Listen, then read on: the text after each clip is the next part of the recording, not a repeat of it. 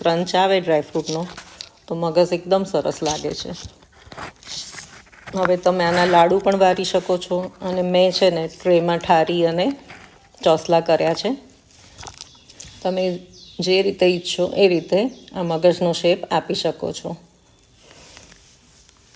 તો જુઓ, મારી પાસે આ પોર્સેલિનની ટ્રે છે, તેમાં મેં બધું મિક્સર ટ્રાન્સફર કરી દીધું છે, અને તેને તાવેથાની મદદથી એકદમ સરસ દબાવી અને સેટ કરી દઈશું. આપણે લેવલ કરી દઈશું.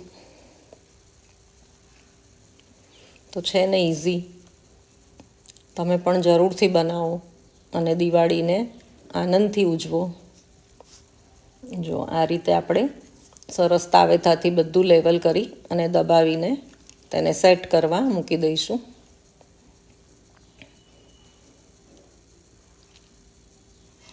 તમને